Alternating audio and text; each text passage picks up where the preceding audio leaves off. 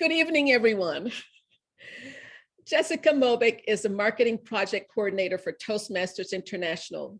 Her responsibilities include serving as the organization's brand specialist, as well as managing a variety of projects within the marketing team, and also in collaboration with other departments.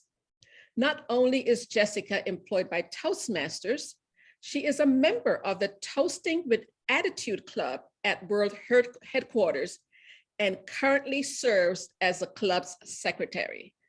Let's go ahead and give Jessica a warm welcome. Thank you guys so much. Yes, I have a lot of different responsibilities that are all wrapped up in my position at Toastmasters. And one of those is being our brand specialist and brand ambassador. And so that is what brought me here tonight, to help you all have a good grip on how to use our brand and why it's so important. I am going to go ahead and share screen, and I'm going to ask, so I've mentioned this to Zinnia already. It's my first time actually doing this since I've taken on this role.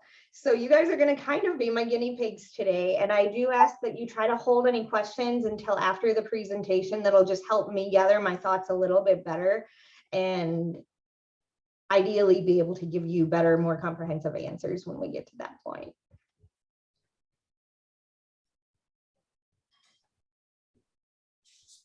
Okay, where is my little share screen?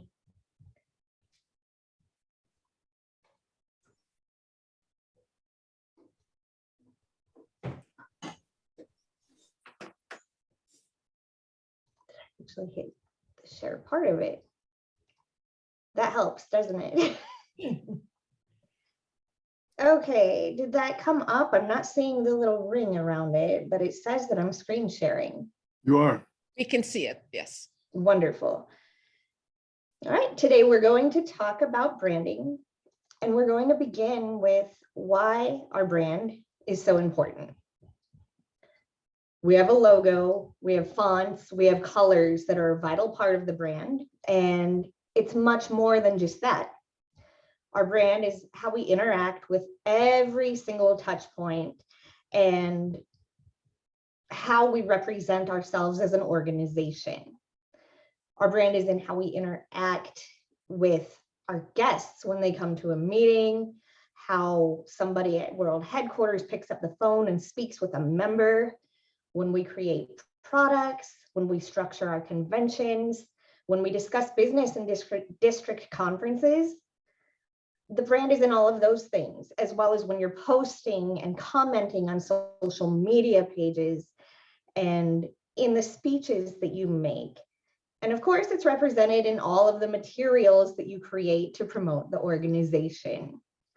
When we explain Toastmasters to our friends and family, when we mentor our members, and even when we disagree with other officers and leaders, the words we use, our tone, all of these things encompass our brand.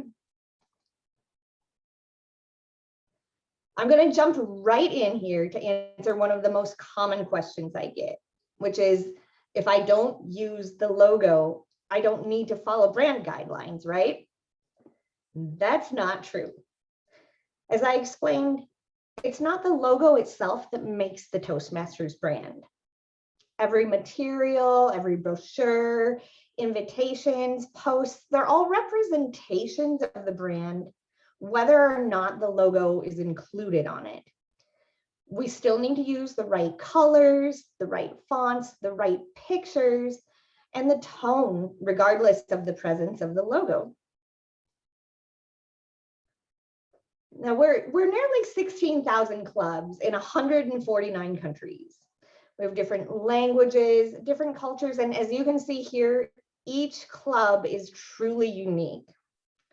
Now our brand, our mission, and our purpose unite us, and they make us strong. It's what allows people from all around the world to recognize us and know when they're walking into a Toastmasters club, whether it's a corporate club or a community club. And this is why it's so important to be cohesive in how we present ourselves. if each club removed their logo and created their own, if they use different colors and different elements, we would be more like 16,000 little tiny organizations instead of one big powerful one.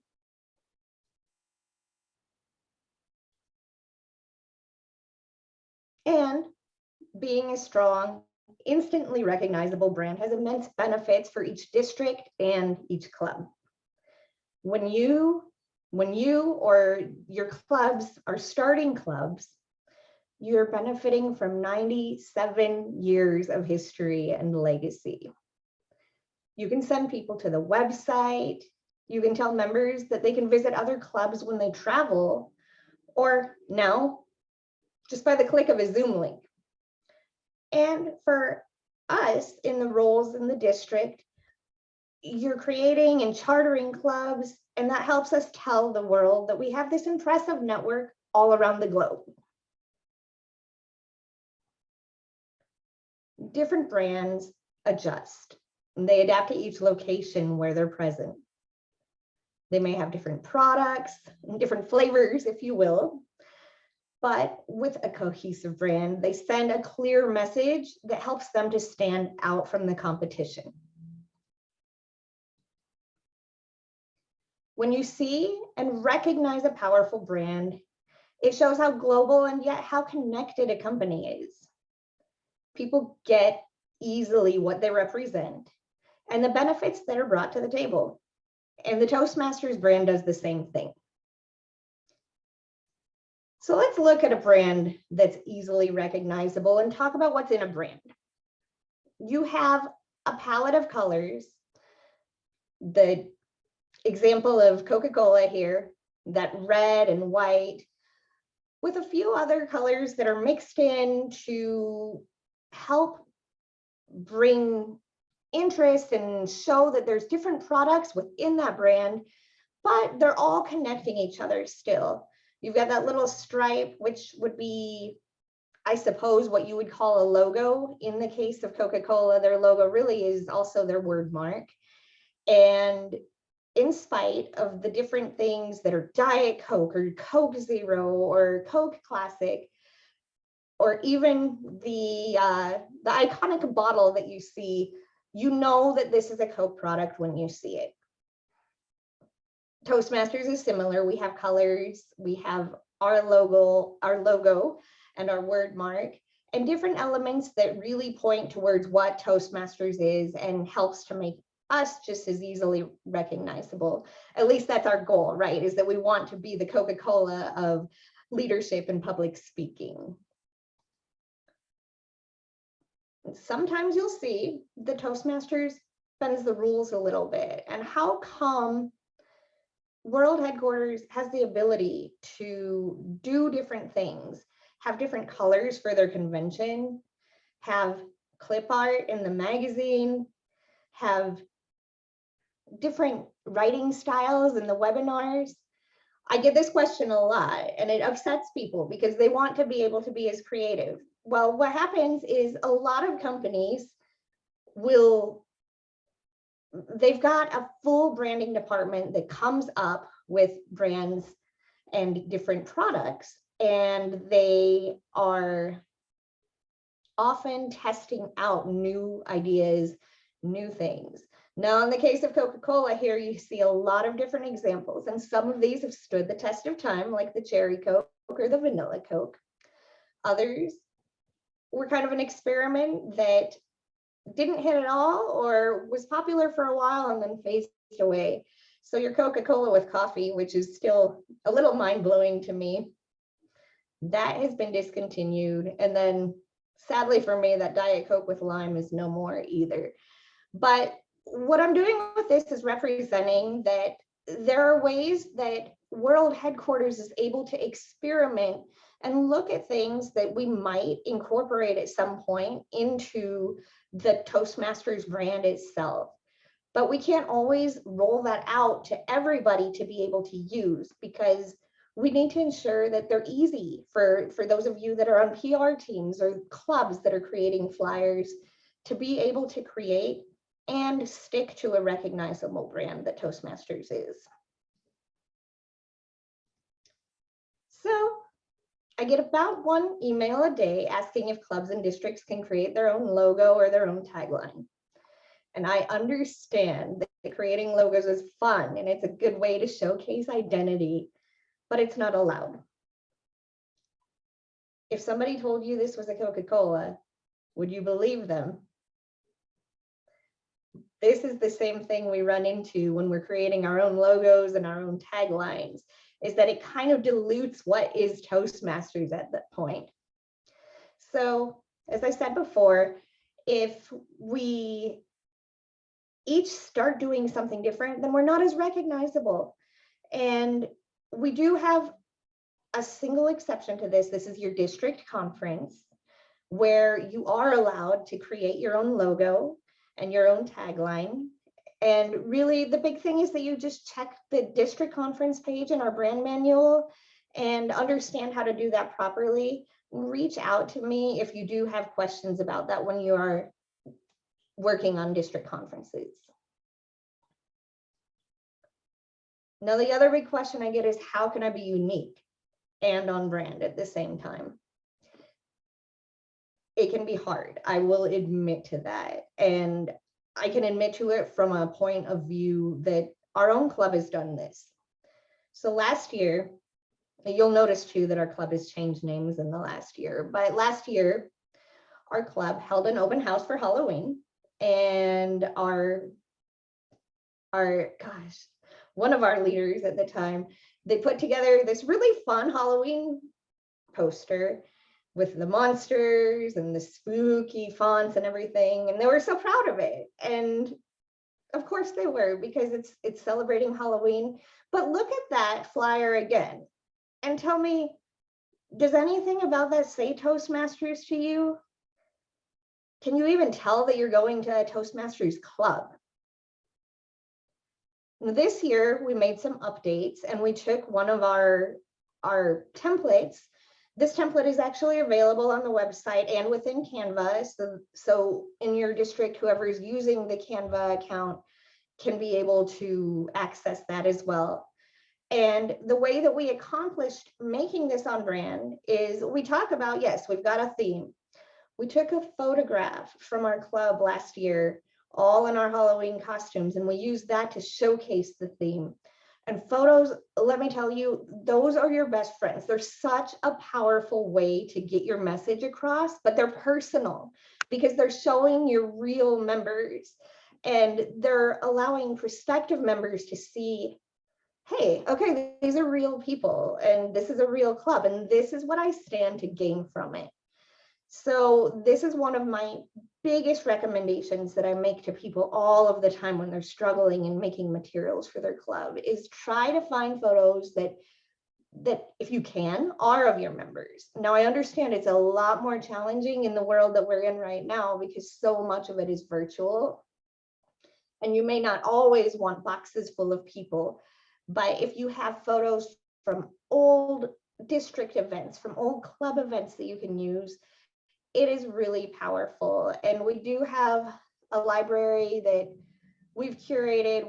We've done photo shoots to try and provide some more resources and some more ideas of how to, what's the word I'm looking for? Get the idea of a club across. You're not necessarily limited to that, but keep in mind that when you're using photographs that are not from your club, that you have the permission to use them. So they have to be open source. They can't be copyrighted. And if you are using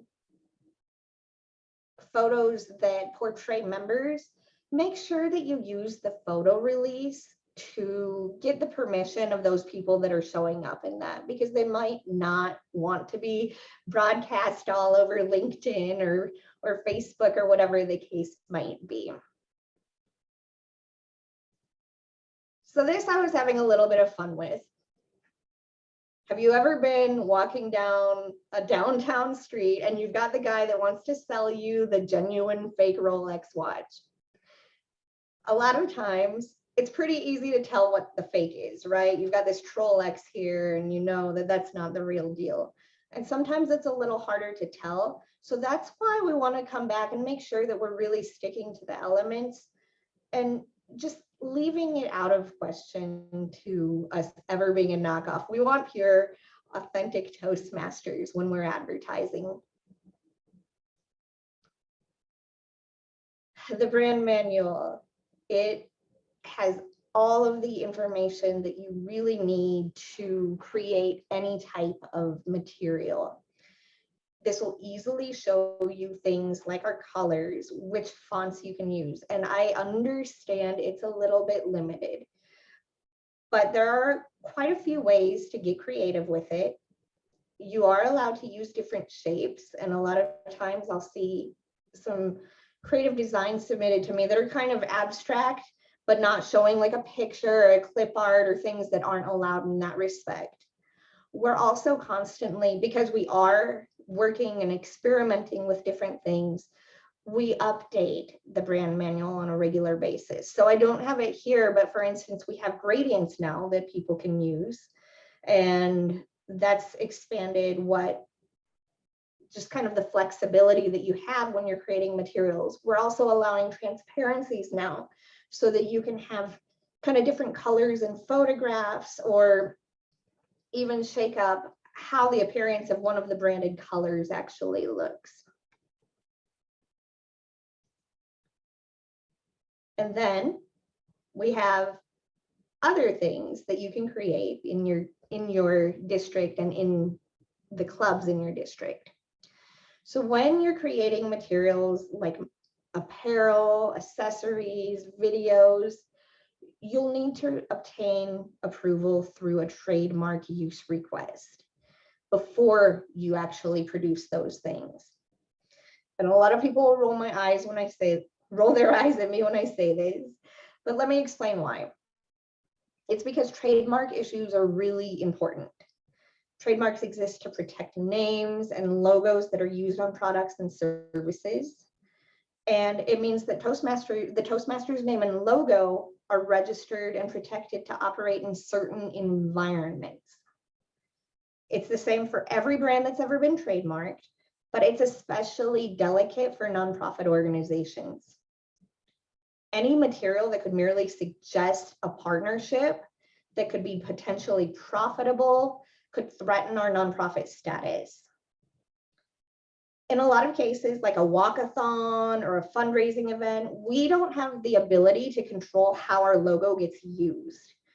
And then we could end up in the middle, a Toastmasters logo rather, could end up in the middle of a page that's asking for donations for somebody else, or in a piece of clothing. They could be among controversial, political, or polarizing organizations.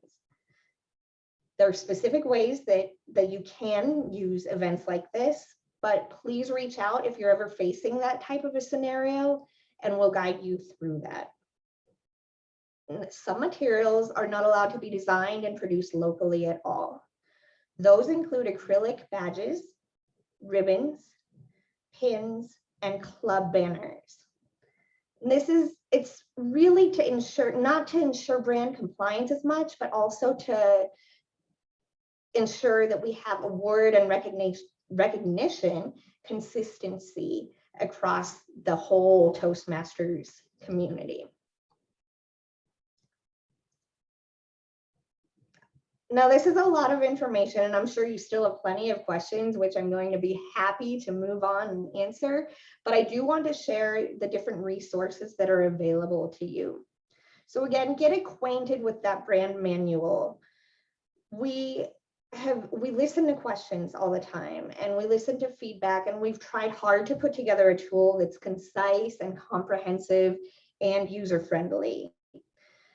It'll contain your information about creating materials, where you can find different elements that you use in your materials, and how different processes work. Plus, we're hoping that it's a little inspirational to help you put it all together. Second of all, we've got the brand portal, and this will also contain the brand manual and different elements that you can download, different marketing resources and templates for things like business cards and flyers, newsletters, you name it. We are working all the time to create more and more templates. In the Canva program, you're also going to find a lot of different templates that are loaded into that. And what's really cool about Canva in particular is that for the pilot program that we're working on, all of this is preloaded. So it makes it so much easier to adhere to the brand and take the guesswork out of it. And so this is what our ultimate goal is, to help make this an easy process for everybody. We understand that not everybody on every district's team is going to be a graphic designer. So it is important that we make it simple for everybody. Make sure that you guys are familiar with policy and protocol 4.0, and that's the intellectual property section of our bylaws. This policy will state the expectations regarding the use of Toastmasters intellectual property. On the protocol, there's a table that details all of the materials that require an authorization from trademarks and those that don't. It actually came up a little bit earlier in our presentation as well, but it's just an easy place to find all of that. I say easy, it's not that easy reading through all of the policy and protocols, but it has everything in one place and helps to make sure that you guys are staying in a place where you're protecting the brand as well. Anytime you have questions, reach out to me. I am, it says brand specialist here. I am your marketing project coordinator. That has changed up just a little bit, but I do serve as your brand specialist and am happy to help at any point. And that's what I've got for you today. So I am welcoming whatever questions you have and what I didn't have a chance to answer today. I do have a question. Let me show you what my club has done and tell me if it's right or not right. You bet. Is that okay?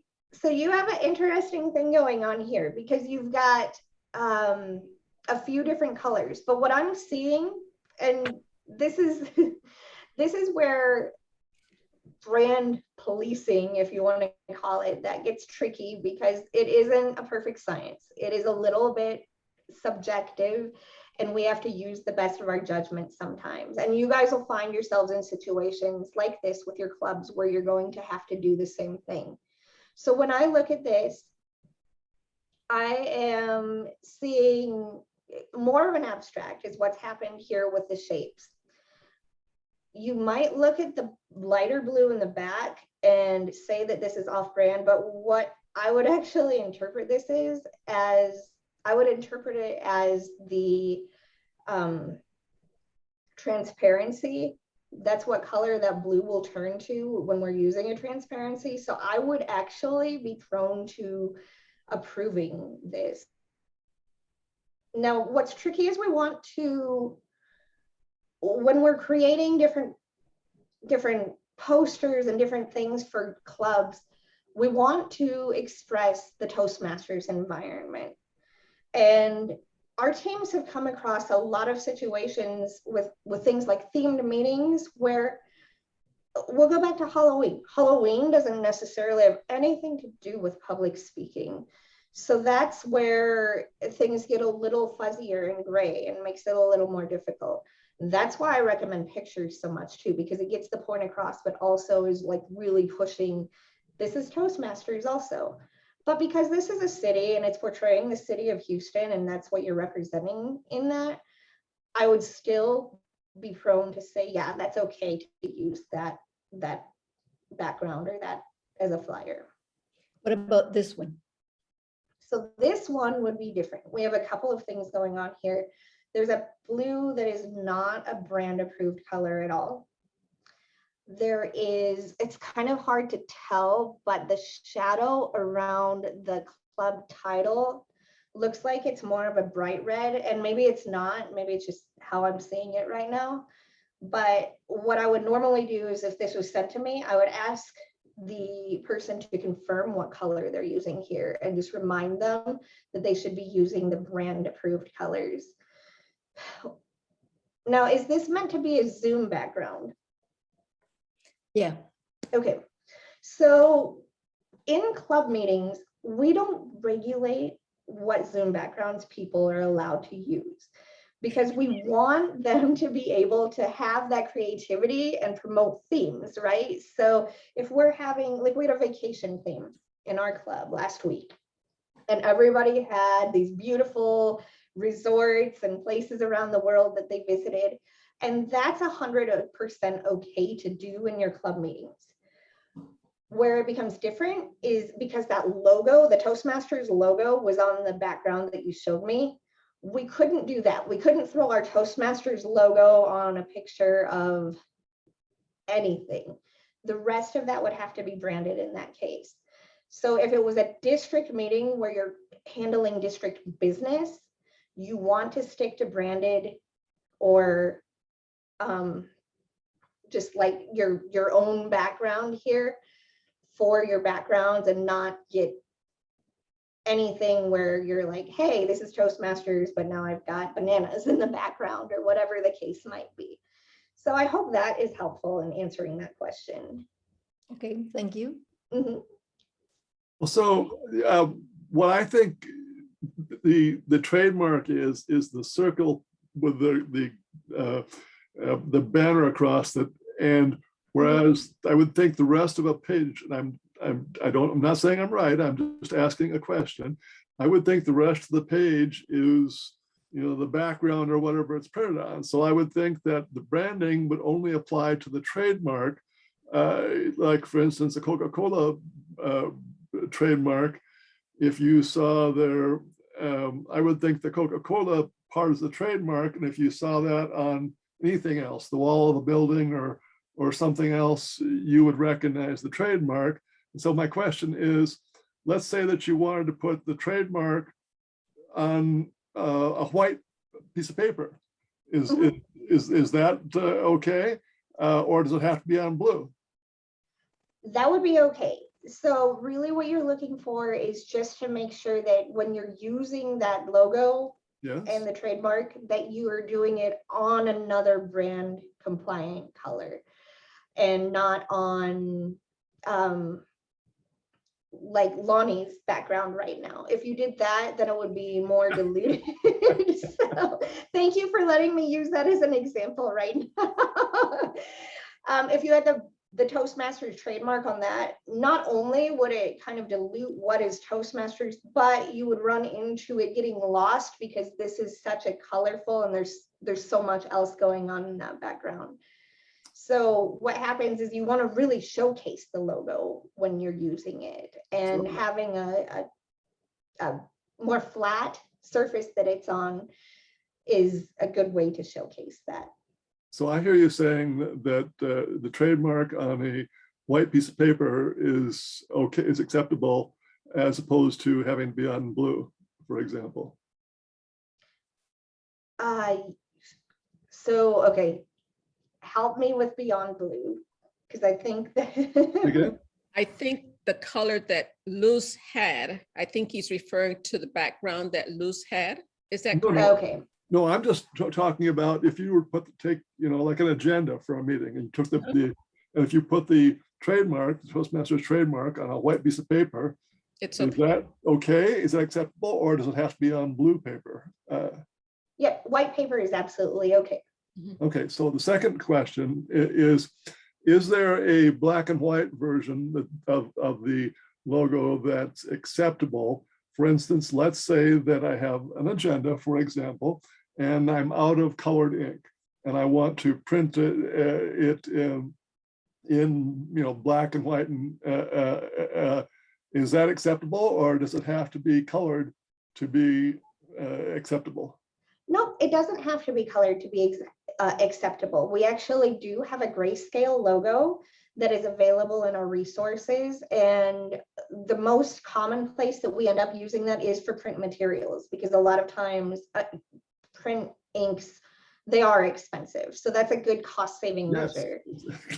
Well, that was exactly my question. Thank you. It's, yeah, because I didn't want to be violating but commonly I like to print in black and white because it saves colored ink and you know, if I don't need to print in color, why not? Can I print in black and white? So, okay. Thank you. Absolutely. And that grayscale logo is actually made again for printing. So it'll actually pop a little bit better than if you were using that color logo and then trying to print it in black and white. Okay. And I could find that in the brand manual probably, or on the. It'll be in the brand portal in our resources under, gosh.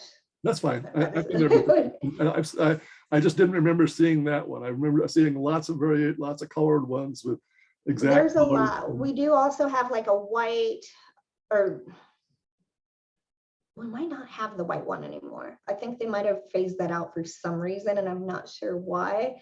But there are, gosh, there's like a maroon, there's a navy one. There are different color versions of them that are not the full color version.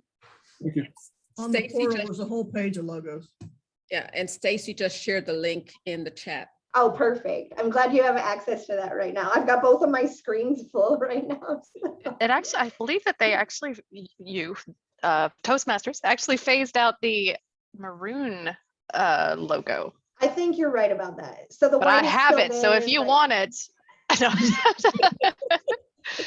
I actually you have- got in trouble with somebody the other day who sent me something with the maroon logo, and I was like, well, we're not really using that one anymore. And they're like, well, it's on their template. And I was like, okay, just kidding. You go right ahead. Go ahead and use that then. Okay, Carolyn, you raised your hand, Carolyn? I did. So you brought up an interesting point about Toastmaster materials in a non-Toastmaster environment. And so is there something we need to be saying to people about the shirts that they buy and things like that and where they wear them? Because if you're concerned about a Toastmaster shirt showing up in the middle of a rally, we don't really have control over where people wear the clothing that they buy at the district store, even if it's perfectly branded. That's a really good question. You're right. We have no control over what people are where people are wearing things. And that's okay. Like if they do that, do we love that? No, not necessarily, depending on where they're going or what they're doing. But what I was meaning is that if you were to say, like, you signed on as a sponsor for a different fundraising event, and you know how they have the t-shirts that have like all kinds of different logos for all of those different sponsors, that's what you're not permitted to do. And there's some pretty strict rules about it. So I would say if you're ever even like considering doing that type of an event that could be in collaboration with other organizations, reach out to us first, because it might not be appropriate.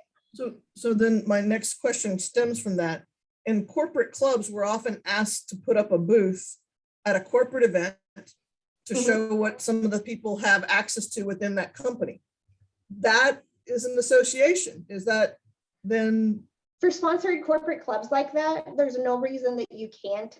You have that sponsorship from your corporation, and even in the materials that you create, we have the ability to use the branding of the organization sponsoring as well as the Toastmasters logo. You will find the right ways to do that in the brand manual, because there's some like things about how you position the different logos and make sure that it's showing that it's an organization that's sponsoring your club rather than a partnership between Toastmasters and another organization. It's kind of a fine line there. And, it is a little bit. And then yeah. my last thing is, I appreciate the fact that you're not brand policing our backgrounds, because that just is my office.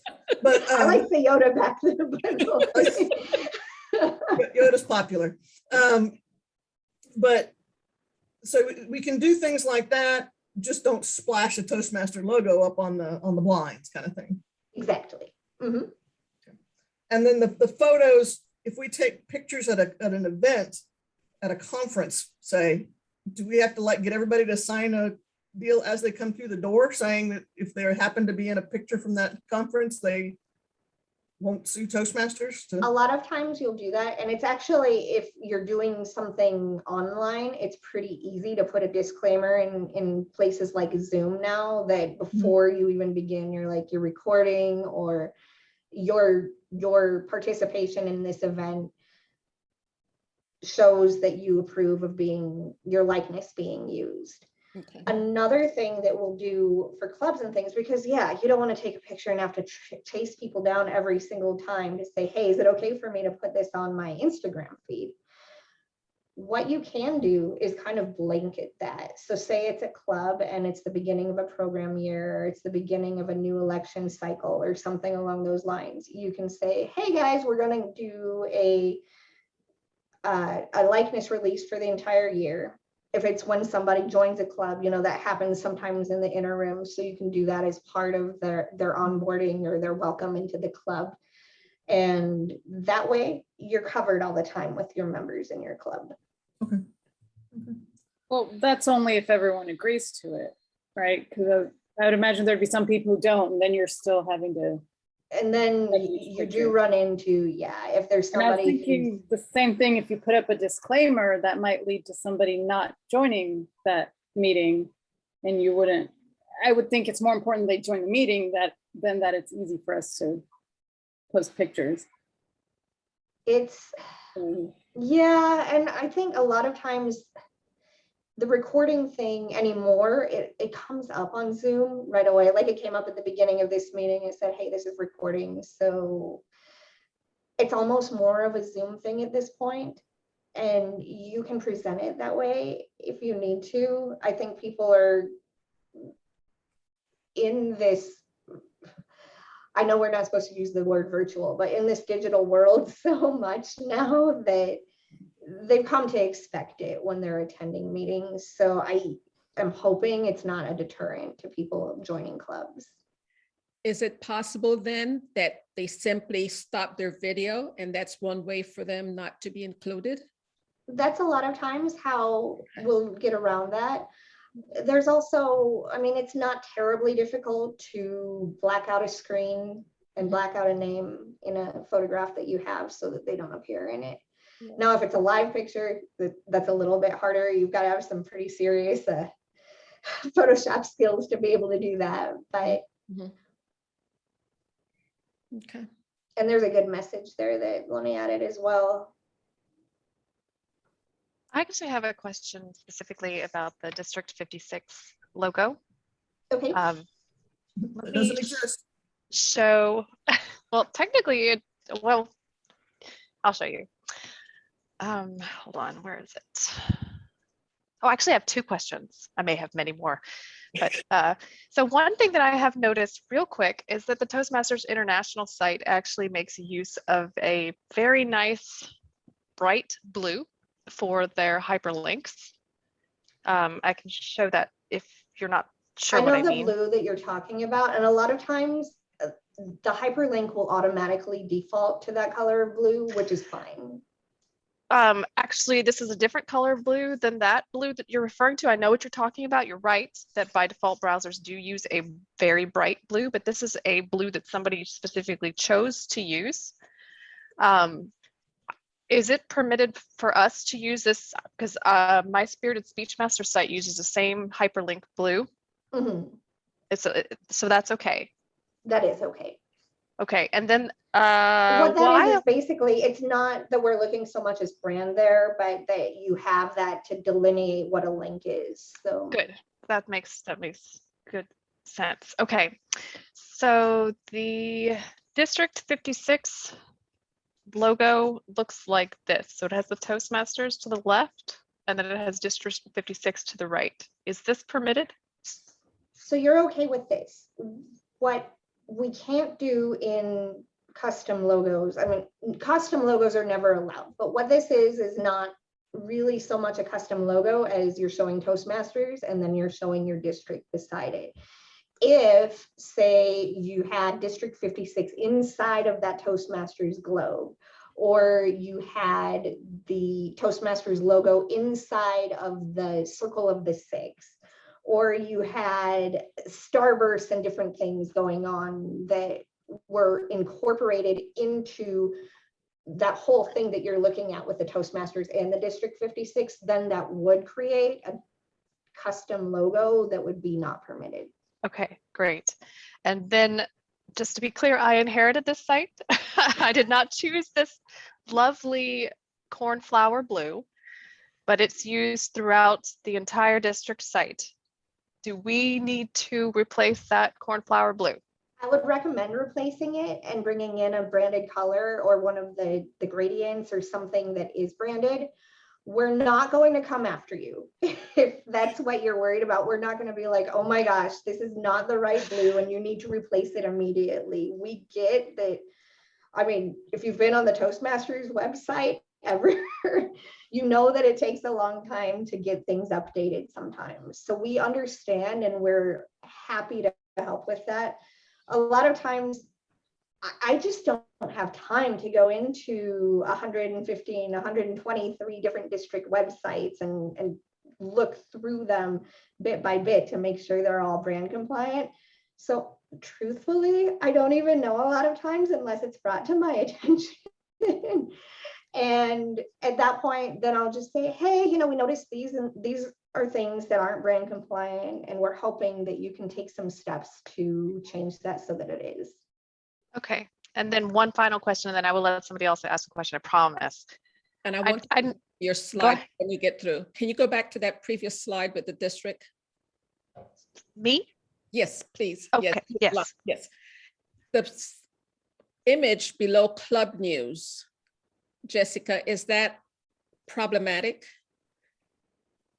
Nope, it's not. And the reason why is the same reason that we had that Halloween Zoom meeting. So what I'm seeing here is that you had an I Love Lucy themed meeting, which is super cool. And I love that idea. And you're showing that through the members. So pretend like we're all in person again, and we're not having to have Zoom screens. An I Love Lucy theme meeting might look like people wearing polka dot dresses, and it might have, you know, somebody might be holding the heart or something like that. And that's totally okay to do. So this is kind of the way that we get around the fact that we don't get to meet face to face anymore and do those outfits, if you will. Okay. Okay, thanks, Lonnie. You can go ahead. Sure. Okay. So I was told by somebody from another one of my districts that's related to branding, but I cannot remember her title, that we are not permitted to use any types of illustrations, that everything has to be photographs. Is that true? It's pretty true. Pretty true. What we can't use is we can't use clip art. Okay. And the reason for that is because there's not a lot of ways, to determine that it's original art that people are allowed to use.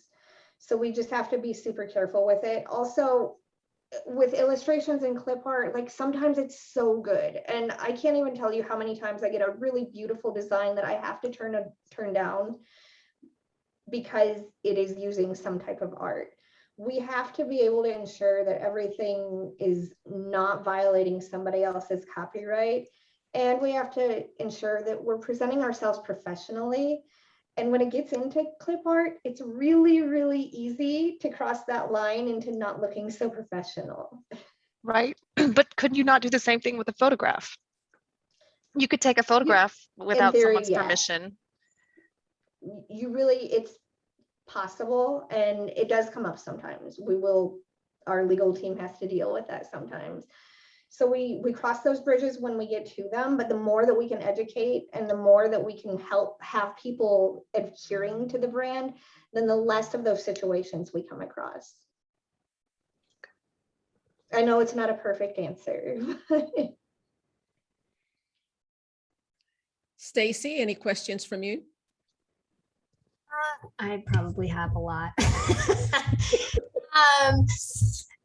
From a social media perspective, obviously the team, Reshma and Luz, we are the team for social media. And so we do try to stay within the brand compliance guidelines.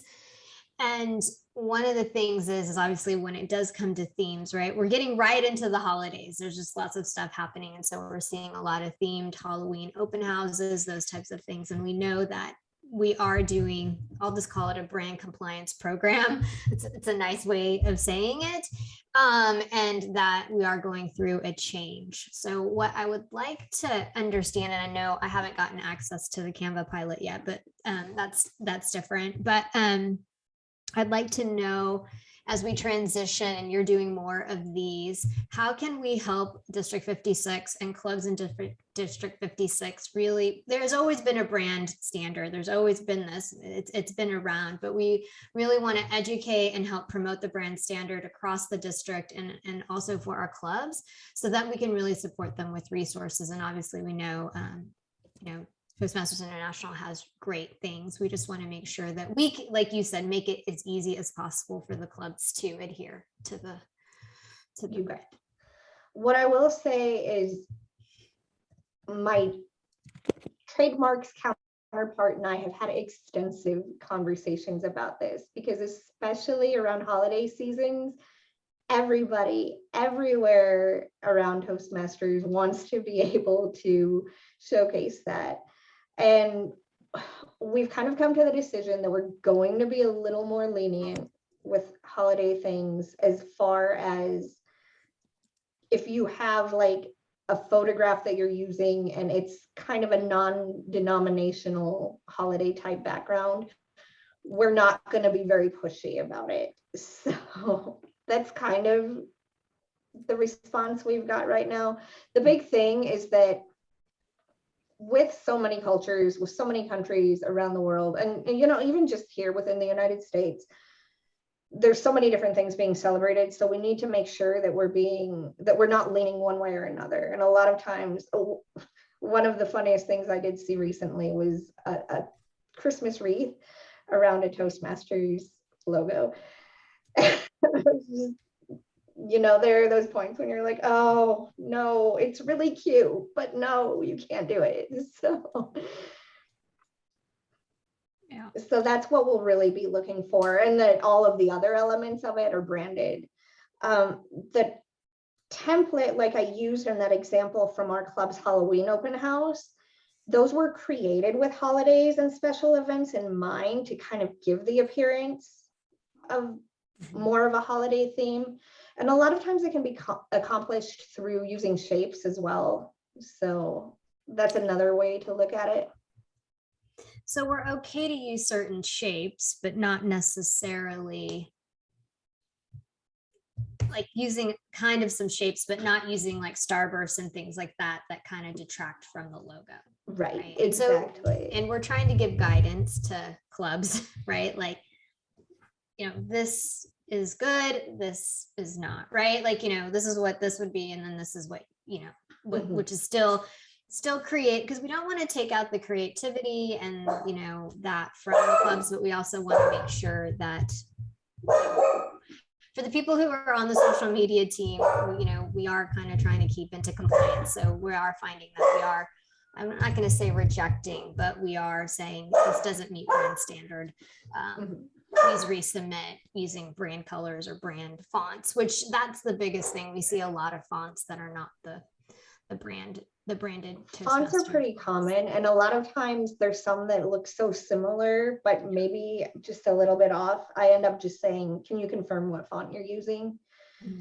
And it kind of throws it on them more too, so it doesn't feel like you're accusing them of using something that they shouldn't be using. It's just, hey, help us out and help us make sure that you're using the elements that the brand allows. What I usually will just say is kind of keep designs using shapes abstract. So, and I wish I could put examples, but we don't want to like out clubs and make them feel bad. I got one recently that was a bunch of shapes, but they put it in such a way that it formed flowers. And we can't really do that, because then you get into that, like, it's more like clip art thing. And this is where it gets tricky again and gets a little subjective, and you do have to use your judgment a bit. And we're not going to freak out if you get it wrong sometimes, because it's hard. I had assumed that it's okay to use a more fun or creative font for the title of an event, but as long as you're using Gotham or Myriad Pro or all the other accepted fonts for all of the rest of the text. Is that not the case? Unfortunately, that is not the case. Wow. Okay. Yeah. And I will say that we are listening all the time because we know it can feel stifling for people sometimes.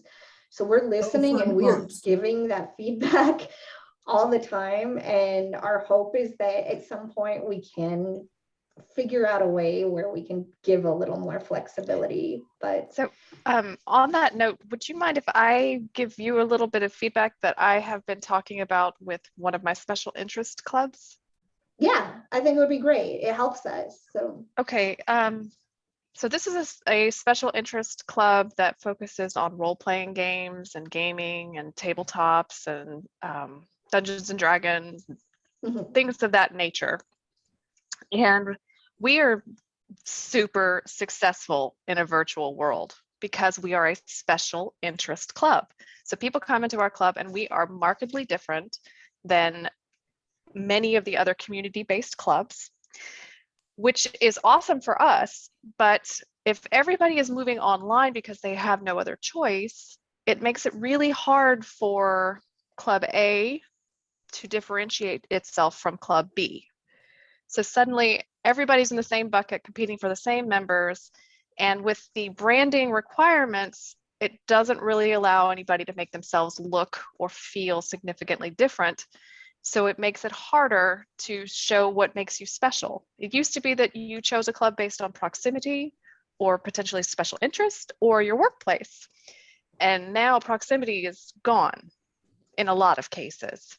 Has Toastmasters talked about what to do with that? That is a very good point that you're bringing up right now. and it's a very real challenge that we've discovered as we've spent more time in a digital environment. We have been talking since we got thrown into this lovely pandemic that we're all surviving in right now about how we can do that. And I will tell you, we don't have great solutions for that at this point, but we are working on it. Thank you. But I'm glad to know that you are cognizant of that being an issue. Yes. It's, on one hand, it's a great thing because people can go anywhere.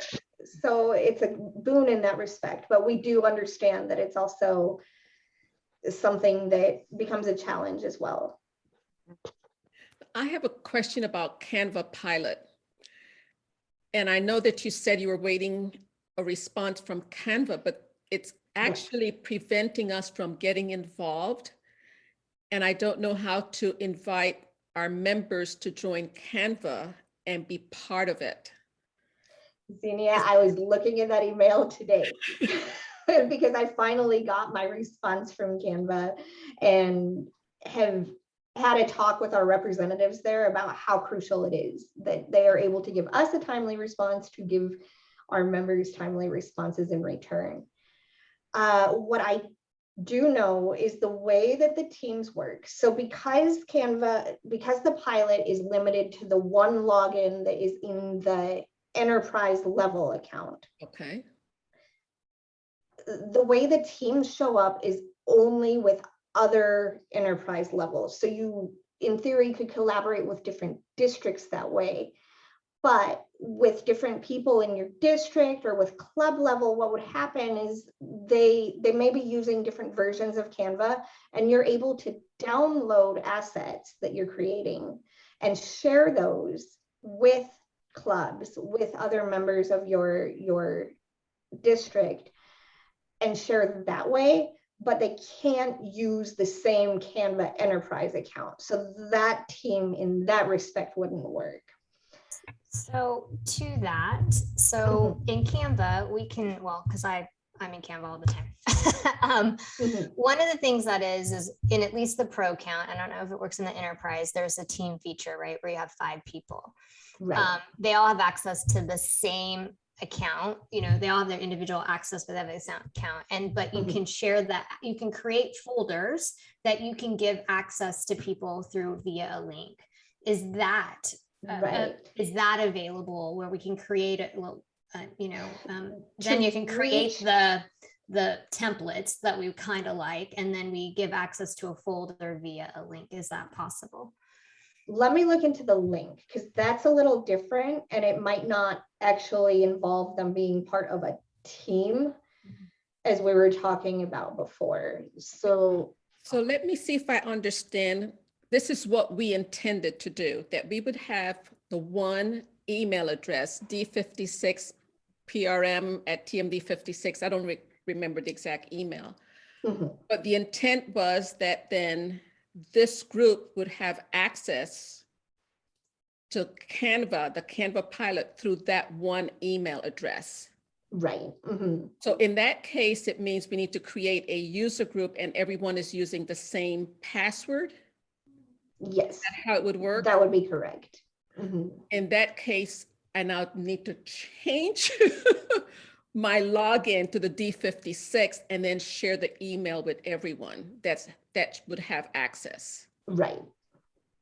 Right. And it's tricky. It's actually bending the rules a little from what it is because it's meant to be one user.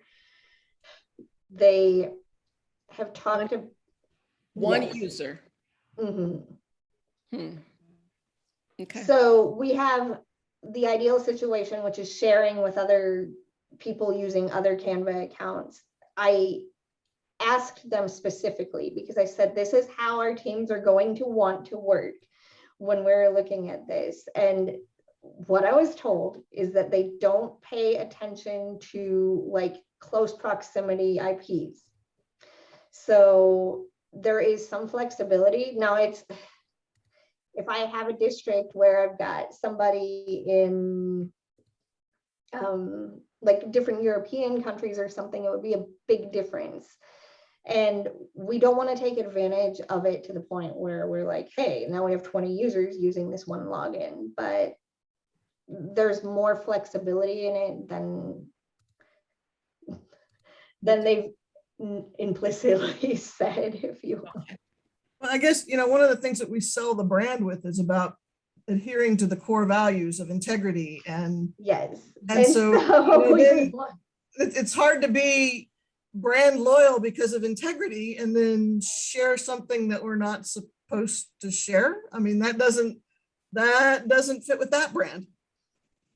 you're right about that. And that's why it was important to me to ask that how does this work for your company and how you guys actually distribute the product.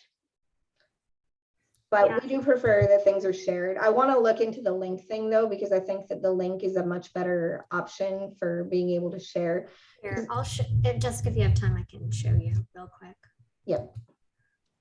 I'll just share my Canva. So, because I do a lot of creating, right? Right. Using hopefully brand standard colors that So match. far, So, yeah, so good. And so you're I'm actually trying. hitting- I'm trying. So if you see something that looks odd, that's Close your eyes. Just close your yeah, eyes. I'll just close my eyes. So these are things that we've created in the past, right? So if I wanted to share something, which is the design, I've created a folder here called Toastmasters, and if I wanted to share this design with Luce or Reshma, I can just click in here into the design, and I can share this link with them, this copy. And if I've sent it over and they have Canva, obviously they could log in and they could view this design. The other thing is if they're on my team, which in this case I have a pro, I can give them access and we can collaborate back and forth. We can comment, which is kind of what I did with Xenia today. She sent me something from that account and I kind of sent her a comment. That was back. with Canva Pilot. I was able to share a design with Stacy. Stacy, yeah. Through the Okay, perfect. Yes, and that is something that is a feature of it so that you can do the sharing in that way. Right. You and this also is can the one. share, and you can share the editing abilities so that there's a template that like a club can put their own information into. So that is a function that is able to be used too Okay. within this.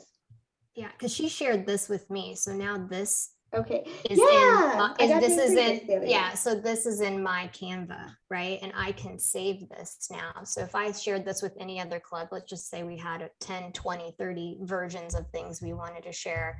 Right. The way that you could do it is you could create a folder. I don't know, I have like too many folders here, so disregard. Oh, here it is. Toastmasters folder. You can share it here Mhm. with people, with your team members. So this is what I was wondering. Okay.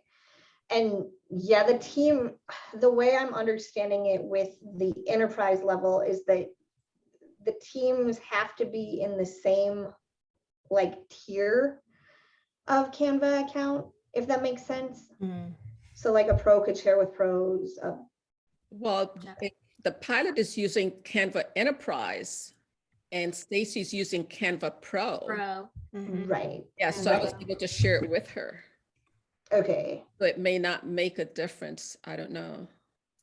This just allows you to share a folder of items, right? So you can- Versus, yeah, I'm gonna check versus into sharing. individual, just individual. Right. I just share that as an option if they haven't, looked at, when I was doing a lot of stuff for our spring conference, I was designing things, right? So it was much easier. Instead of emailing it, I could share it with the group so that they could Mhm. review it, edit it, and then we could do it that way versus downloading it, sending it via email, sending back the comments. So it'd be great if we could have something like that. Sure. Yep, I'll look into that and see if it's possible to do the link sharing with a full folder as opposed to just one design. Yep. We had one additional question and it came directly from our district director. And that will be our last question. We are way beyond our allotted time, but it has to do with videos, YouTube videos. Okay. You're regulating YouTube videos or videos posted on our website? So we do ask that videos are also branded. Now, there's a couple of guidelines that you'll find in the brand manual, namely that you have a disclaimer that it's basically like a thing that goes on one of the first screens of a video that says, yep, exactly, the views of Toastmasters are not everybody's views, etc. That sort of thing should be in any Toastmasters video. And then you do want to adhere to colors and that sort of thing. Now, if you're putting, say, your club meeting on your YouTube, that's a little bit different. We're not going to be like, oh, hey, your backgrounds don't match up. We get that it's a club meeting that you're putting on your YouTube channel. Okay. And any training we've done, website trainings, do those need to comply with background colors? Because we're basically just training how to use the website. Right. Like if it was something, say like this, what we're doing right here, no, you don't have to worry about that. Great. Okay. Okay. Yeah, it's more if, like, say you were giving a clinic on how to charter Toastmasters clubs or something like that. Anything that you're using in that where you're using logos, then you would want to make sure that you're being fully brand compliant. Okay. In our case, we were just teaching people how to use their computers. I believe it. And Okay. no, they weren't branded. Some of them didn't even know they had computers. I believe it. I see all sorts of things. Well, we are truly very, very appreciative you could come and join us today. I know that my staff will be contacting you because they will have your email address and that way they can get the answers directly from you. And we will be sharing this video with the district. That way they can hear the same information we heard. Great, that sounds good. And it is my pleasure to be here today. If there's anything more that we can do or answer for you, I know that all of my answers they're not perfect. They're not always, sometimes one thing looks similar to another and it doesn't come across the same. So it's a tricky thing and it's different. I show examples of McDonald's and I show examples of Coca-Cola, but there is some difference because we do have a fully different type of organization than a company. So there's some challenges that we come up against. And really the best we can do is work together to know how we can best maintain our brand and best This spread the video, for Toastmasters example, word. this video, for example, do we need to then put that disclaimer screen at the beginning of this when we do it, kind of edit I that wouldn't into worry it? about Or, it. No, I wouldn't worry about that with this. okay, I just want to know kind of where we need to go and what our boundaries are. Yep. Okay, well, thank you so much, you guys. Thanks for attending. I know we're going to rock it. We're going to get it straight. We're going to miss some, but it's okay. We'll be You okay. guys are already rocking it for the district. Constantly, Carolyn. constantly the Thank you. superstars of the district. So It's all learning. Hey, I'm learning too. It's a newer thing for me no, as well. no, nobody so- at corporate ever learns anything. Hey now. We're going to leave on that end. Oh, yes, quickly. May I say something to Lonnie, please? Yes. Not what I have in here. I got kicked out of WordPress or Translate. Okay. Press, whatever.